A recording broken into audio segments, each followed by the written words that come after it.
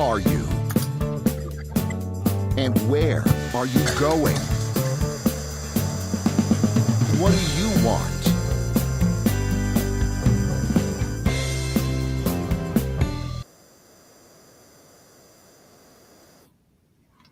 Hello and welcome to Business Lessons from the Military. I'm your host, Kevin Bemmel. Has been the case for about a week now. I'm doing a show with not a full voice, so and have once again forgotten to close my email. So if you saw the promotions for today's episode, I was supposed to have a guest. At the last minute, he wasn't able to make it, and so I'm doing kind of a pinch hit episode here for a few minutes.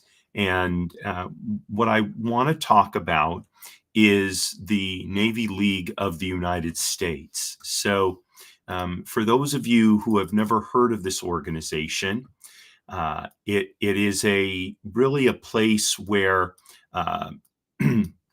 military people and civilians work together for the good of our country, in particular what are known as the sea services. I view it both through that and through another lens that's appropriate to this show. So I'm going to show you their website first, just so you can get a sense of the Navy League. And let's enlarge this. There you go. So, excuse me. This is like I said, the website for the Navy League of the United States, and there is a national organization. If you scroll all the way down the bottom, you'll see it's in Arlington, Virginia, which of course is just outside Washington, D.C. And it essentially operates on both a national and local level because there are what are called local councils of the Beverly Hills Navy League.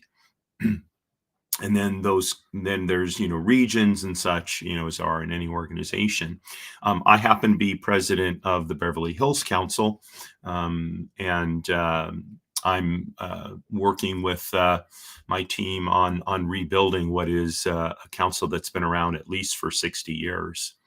So you can see here some of the different issues the Navy League deals with. I want to take a look at this, though. Our mission: educate, advocate, support. Now, I think it's funny because, the Navy League is a sea service-based organization. I would have thought they would have made it support, educate, advocate. In other words, SEAC, but I guess not.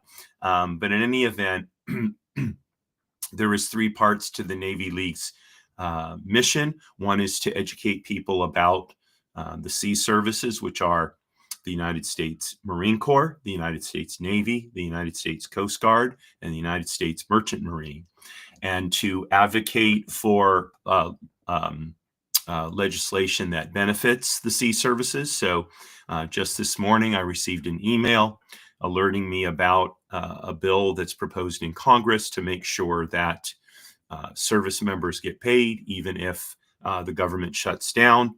I can tell you, as someone who was impacted by that situation, going back now about 10 years ago, I was the chaplain for Subron 11, based in Point Loma, which is kind of San Diego area, and I was coming up on the end of my activation as a reservist, working with Subron 11, Submarine Squadron 11, Subron 11, and they wanted to extend me. And then there was a government shutdown and there was no money. And so they even had to send me home just a few days early. So, I'm sympathetic to the issue. And then there's support for our service members, my fellow service members, veterans in the sea services. Pardon me. If you were to become a member of the Navy League, you would see that there are opportunities, first of all, to get educated, for example, through Sea Power Magazine, which is included in your membership. There are ways to give, to do support. So those are educate and support. And then there's ways to advocate for the mission, which is to support a strong Navy a strong defense, primarily through the Navy, Marine Corps, and Coast Guard. The Merchant Marine in the United States is a rather small part of of our infrastructure these days. Of course, it was much bigger back in the days of World War II and such.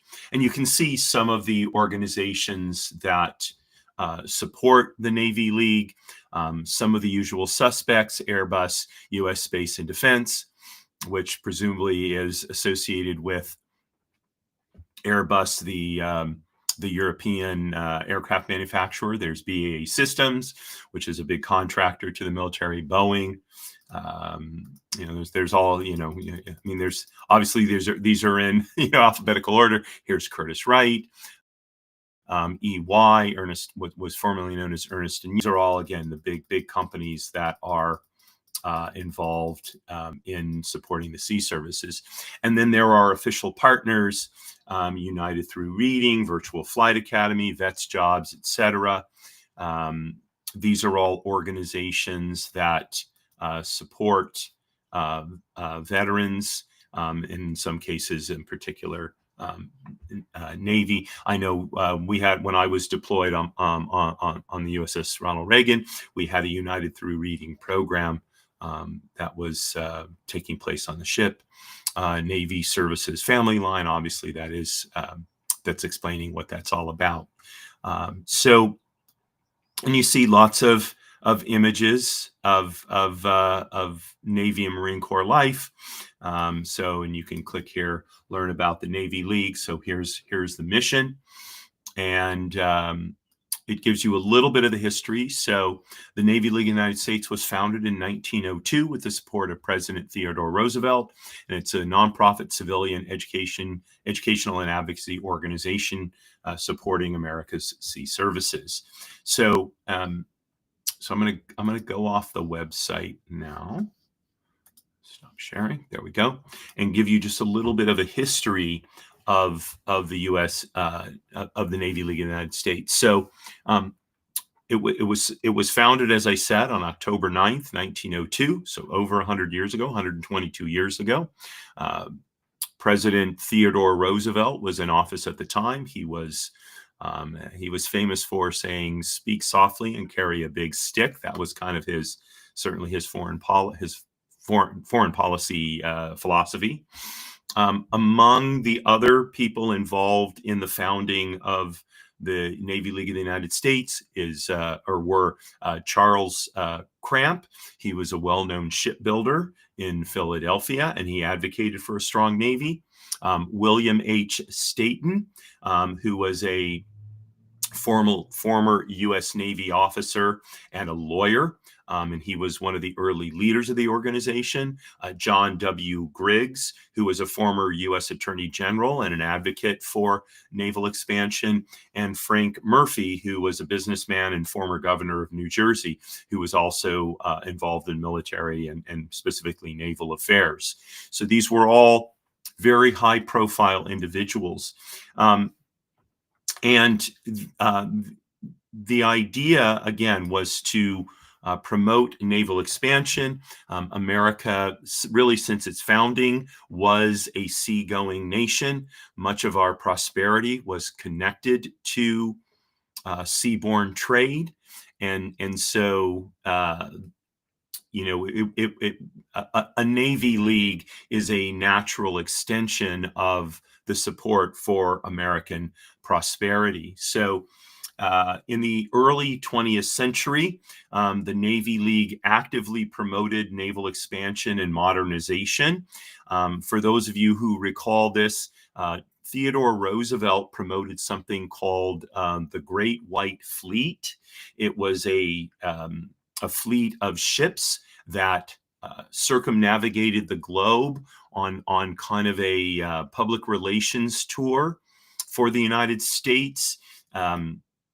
It it took place from 1907 to 1909, and the Navy League was important in bringing about the construction of and public enthusiasm for the Great White Fleet and its world tours. So the Navy League organized events and publications, gave speeches about the importance of naval strength and national security and global prestige. And of course, many members of the Navy League were influential businessmen and shipbuilders who lobbied for ship construction. Now, you could argue that they were benefiting from that. Ever has it been thus? The outcome was that the Great White Fleet was composed of 16 battleships and various support vessels painted in a very striking white color scheme. And like I said, they toured around the world. They were steel-hulled battleships, which was I don't want to say it was new for the time, but the way they were built was really at the peak of naval innovation. The coal turbines that powered them were the most efficient of their day. The ships were really, something to behold. In their time, of course, by today's standards, they'd be completely outdated. So, I talked about the mission of the United States Navy League.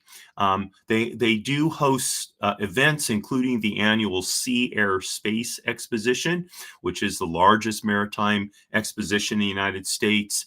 I know at one point my dad talked about potentially us going to see it, and unfortunately we never had the opportunity to do that. But my dad, I know, loved going to exhibitions of. I know we went and saw, I believe it was a B-17, and he loved to go see air expositions and see ships and such. So his time in the Navy was one of the most influential in his life, and I was happy that my dad was proud to see me join the Navy as at the ripe old age of 46. But it was a bonding experience for us. So why am I talking about the Navy League on a show called Business Lessons from the Military? Well, as part of my plan for rebuilding the Beverly Hills Navy League, one of the things I point out to as I talk to prospective members and people to be involved is there's a lot of benefit from a business perspective to being involved in an organization with people who share the values of that organization. And so I look at the Navy League as such an organization. It's a nonprofit. We donate our time to help our service members, help our fellow citizens, and people who are involved in it share at least some similar values.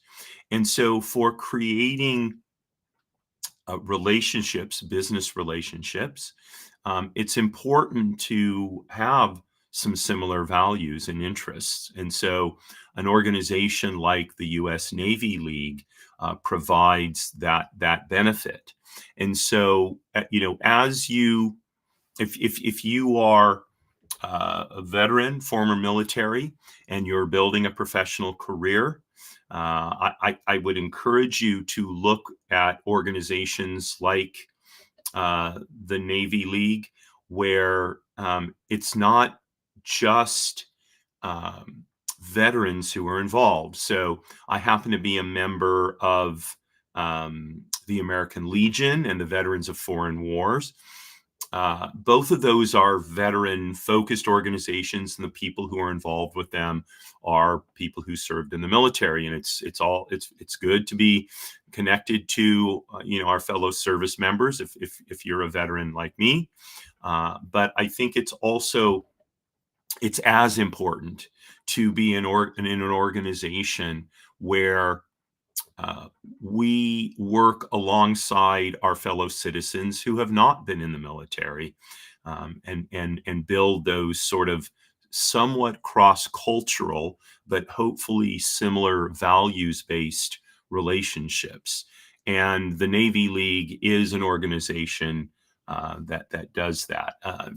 I don't know if there are similar organizations for the Army and the Air Force, but I know that's the case for the Navy League. By the way, so is the Naval Institute, which I'm involved with. They have a magazine called Proceedings that I've written articles for, and one of them was published some time ago, and it was talking about just this issue, the connection that needs to be developed and strengthened between people serving in the military and veterans and our fellow citizens who have not served. We don't live in a time like World War II when such a huge percentage of Americans spent time in uniform. And even if it wasn't in uniform, they were so involved with the war effort, maybe working in a war plant, building the materiel of victory. Now a very tiny percentage of Americans, less than 1% of Americans at any given time are serving in the military. And I think perhaps 5%, maybe 7% of Americans have served in the military at some time. So it's a very low percentage compared to post-World War II, when those numbers would have been something like probably 20 to 25% had served in the military at some time during World War II. So by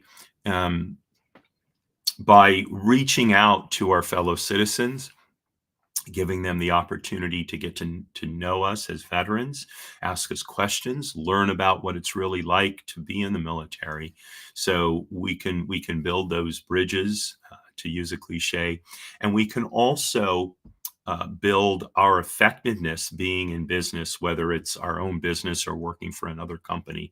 But having those close connections will be of tremendous value.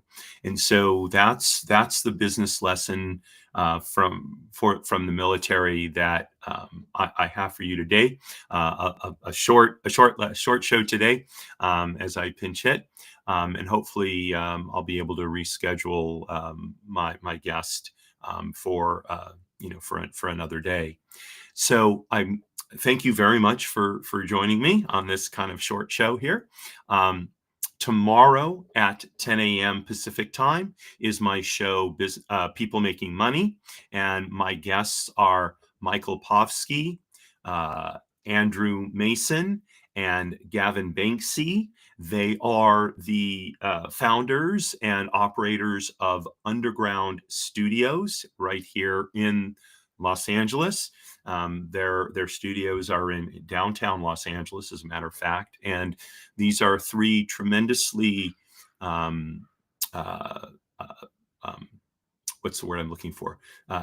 They're enthusiastic and committed young entrepreneurs, and I think you will learn a lot from listening to them. So, looking forward to talking to Mike, Andrew, and Gavin tomorrow. I've gotten to know them over the last year, and impressive is the word I was searching for. So I hope you'll join me tomorrow at 10 a.m. Pacific time for People Making Money, and then on Thursday at 5 p.m. Pacific time is my every other week show, Jiggers' Place. We're going to sit back and have a cocktail, and let me tell you what the cocktail is called. I should have had this ready, but I forgot to do so. Hold on one second here. And yes, the civic revival. And this is a cocktail I co-designed with ChatGPT. It's always a fun thing to do. And my topic is how we can revitalize social institutions. Our trust in such institutions is at an all-time low, and I don't think that's a good thing. We need to be able to trust our institutions, but how do they regain trust having lost it? So that's going to be our topic over a cocktail tomorrow. I'm sorry, not tomorrow, Thursday at 5 p.m. Pacific time. And then next week on Monday at 10 a.m. is my show, Trust and Estates Weekly. And then 7 days from today, we'll be back for the next edition of Business Lessons from the Military. So thank you so much for joining me today.